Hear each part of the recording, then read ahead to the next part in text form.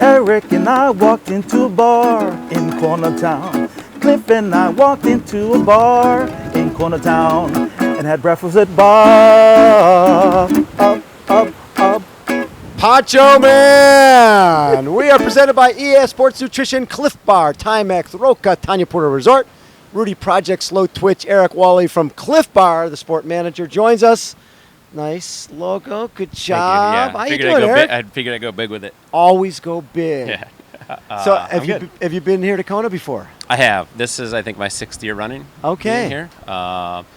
Yeah. So it's been good each year. Talk a little bit about the athletes that are here and the reason that companies like Clif Bar connect to an event like this. Well, I think first of all, we do have a great triathlete roster, and Yes. 3 of those athletes will be competing on the professional side, and then numerous athletes competing Yes. on the amateur side as well.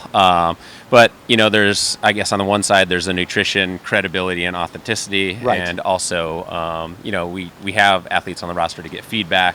How do we develop our products Right. in the future so that we're up with the current needs and current science, obviously. But then there's also the aspirational point of view. We want to inspire athletes and new athletes to get into the sport, and we feel like having those athletes out there doing great things, sometimes what seem like next to impossible things. Right.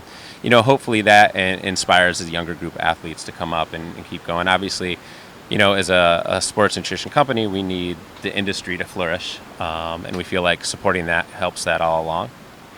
When you look at where endurance sports has come, since Gary first started Clif Bar back in the day, think about it, he started with just a bar. Yep. And now there's a myriad of products. Definitely. And how do you guys go about figuring out if there's a need for something new? That's a good question. A lot of that we do tap into the athletes on our roster. Right.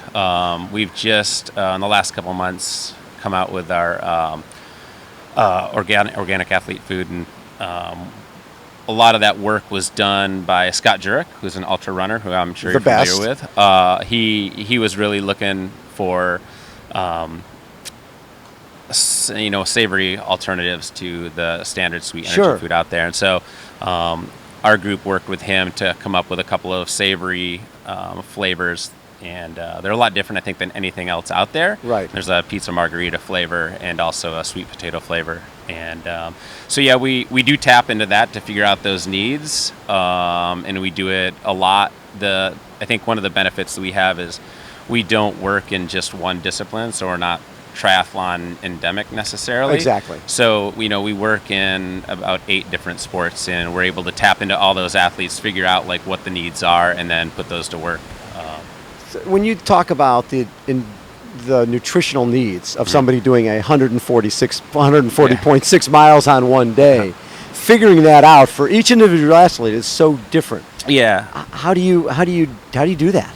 Well, I think with us, one of the advantages that we do have is that we have a really large portfolio of product with a lot of different methods of delivery for nutrition, and I think that's really helpful. When we have some products, if you look at our blocks, energy chews, it's a small amount to eat at one time. You can measure your nutrition. So as soon as the athletes figure out like their sweat rate and how much energy they actually need to go that distance and what works best, then they can measure it out. And I think I talked to Lindsay Corbin once, and she was like, on the run, I just know that I have one block every 10 minutes the whole time. Yes. She said like that gives me the nutrition. I don't have to digest a lot at one time. It tastes good, and it's like a little treat, but it also breaks up that marathon, when you're hitting the rough patch. She's like, I know in 8 minutes I get to eat another one. And so it's just like, treat. I think, and also mentally, I think it helps to divide it up into those small increments, and that seemed to help her out a lot. And but yeah, having that wide variety of product, I think, makes it so that you can sort of pick and choose and figure out what works for you. And not to bag on other companies, but I think we have 120 plus SKUs or something like that. So there's a lot of and just 30 flavors alone just between Luna Bar and Clif Bar, and then obviously with blocks, organic energy food, gels, drink, the whole thing. I remember when Luna first came out. Yep. It was like a bar for women. Yep. And I'm like, I love these things. Yeah, I know. Right? Yeah. I mean, it's like, why can't I have this? You can. Oh, yeah, I know, I do. So, did you find that where guys were like, well, wait a second? All the time. Okay. When I first started at Clif Bar, I've been with the company. I'm going to my 11th year. Yeah. I started out on the sports retail sales side. Yes. And you would get you would get calls from specialty retail shops, and all the time they would ask you, of course, all the crazy questions Yes. you might Exactly. assume that they would ask. What it was going to do, and this is going to make me change physically, and So make me hormonal? yeah, all that. Yeah, any question, and some were, obviously joking, but then some were actually a little serious because it hadn't really been done before, and that Right. was Gary and Kit's vision, of like creating something that was specific for women's nutrition, and Right. it was really different at the time. I think since then there's been a lot more, maybe not as much on the nutrition side, but obviously on the equipment, apparel, Yes. all that stuff. People building women's specific stuff, and but at the time it was a little different, and we got a lot of real weird questions about Well, it it. was interesting because Clif was really one of the first companies to do. They created the Luna Chicks, created extensions from just a product, Right. and it seems like you've done that a number of times. Mm-hmm. Yeah, I think one of the cool things about Clif is we've had great visionary leadership the whole way through. Gary and Kit founded the company, still own the company, and are still a big part of everything we do. And they definitely have visions for what they want to see and what they want done, and that's sort of never wavered. And one of those things, obviously, is Gary really wanted to figure out a way to get women into sports more, Right. and really provide like a vehicle to do that, to support like a real professional women's team. And that team's obviously still going strong. It's the #1 ranked mountain bike team in the world. So yeah, and the nice thing is like the beauty of Clif is that those guys have visions. We run on 5 bottom lines as opposed to just a business bottom line, and we measure against that quarterly, and making sure that rather than just focusing on being super profitable, we're also making sure that we're contributing to the community and doing good things for the planet, and just making sure like our people are taken care of. And so it's it's a different kind of company, and Gary is a visionary, and if he has like a goal, you're a super competitive guy, and he's kind of going to do it until it happens. Exactly. So This is in this day and age, it's sort of the endurance entertainment marketplace. Mm-hmm. We've got what used to be marathon, triathlon, mountain biking, cycling. Now there's everything from Spartan Race, Warrior Dash. There's so many more new events out there, new Yep. sports out there. How do you keep up with it? And the extreme sports as well. yeah, we other than on the extreme sports Yes, side, it's it's a little bit out of our little bit, realm yes. still. We do sponsor a lot of backcountry snowboarders and skiers and Gotcha. that sort of thing. But it's really more on like the adventurous side of things rather Exactly. than on like the super, I don't know, Yeah, like yeah, more it's- risky, right. just for show GoPro thing. More of an endurance stuff. Yeah, and so, but the rest of it is hard to keep track of. We have several sports segment managers. I'm one, and we've started just now dabbling. We are a sponsor of Spartan. Yes. And so we've had employees now taking part in those races, which helps, to have Absolutely. like a personal viewpoint and figure out like what the needs are there. Yes. And I think, when you start talking about endurance sports, I think with triathlon, that's going to be, I think, one of the big things for the future is how do you compete for new athletes, when you're Absolutely. going up against those obstacle course Yes. races, which barrier to entry is extremely low. Exactly. And it's, you don't have to invest in so much equipment, and there's a camaraderie. A lot of those are based on teamwork. And Right. so I think like that's going to be a big thing for triathlon. It's like, how do you compete with keep that? up It's just, with- yeah. those sports are easy. They're not easy. They're Not easy to do. They're not easy physically. No, you need a pair of shoes. Right. That's all you need. Totally. It makes it a lot easier. And the thing they've got going, and I was at the Spartan outside of Philadelphia, or Yeah. outside of Allentown.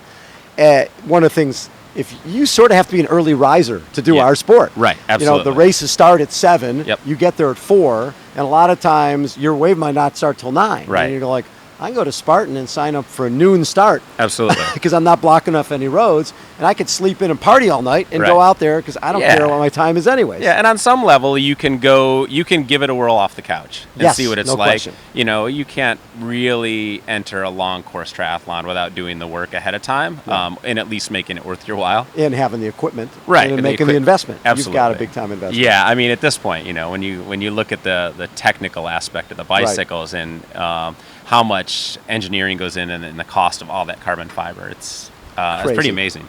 Talk a little about how it affects the employee base there, the fact that you guys are involved with so many different types of sports.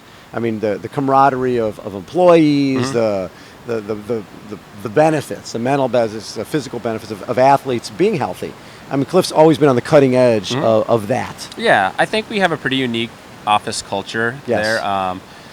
One of our bottom line aspirations is sustaining our people, which obviously, you know, it's the focus there is on our employees. And yeah, we each get an allotted time to work out every day. Yes. Obviously, since we're involved in a bunch of different events and we have some sponsorship relationships going on, we get comp entries and that sort of thing. So we have a couple actually really good athletes, a couple actually really good triathletes in the office now, and it's just fun to see those guys go out and do their thing and like sporting Clif gear, and it's also, I think, kind of contagious with those people. You know, if somebody comes in and they're not necessarily an athlete, but we felt they're like a cultural fit, and they get hired on, and then they'll catch the bug and maybe start, you know, training, and, you know, a year down the road they're doing a marathon or whatever. And that sort of, you know, starts at the top. And Gary's always tried to like keep that environment healthy, and there's nobody out there that has a bigger competitive spirit than Gary. And yeah, I think it just sort of permeates the culture. Yeah. And I think it's kind of expected of the employees in some way to be out there competing. And that's not, you know, 100% true, obviously. But yeah, it's... So where will you be on Saturday on race day? A bunch of different places. We have a cool Instagram activation going on starting in the morning on Friday that we're calling 48 Hours of Kona. And we've brought on a few employees that can shoot pictures, as well as some close relationships with some really great photographers. And we're going to really try to give people who can't be here and have always been maybe curious about the event, or maybe they just kind of stumble upon it, just kind of a view of what it would be like to be here if you had, say, like a seasoned athlete that had been here a bunch of times. Right. Give you like the tour. So some insider photos, some athlete-focused photos, but hopefully we're catching like cool images that really do give you a feel for not just the race, but the island experience. So we'll be bouncing back and forth a little bit with that. We have a viewing lounge right at the run intersection there in town. And so we live stream the race. We serve breakfast in the morning, food and beer in the afternoon, and we basically have that going from 7 o'clock till 4 o'clock in the afternoon.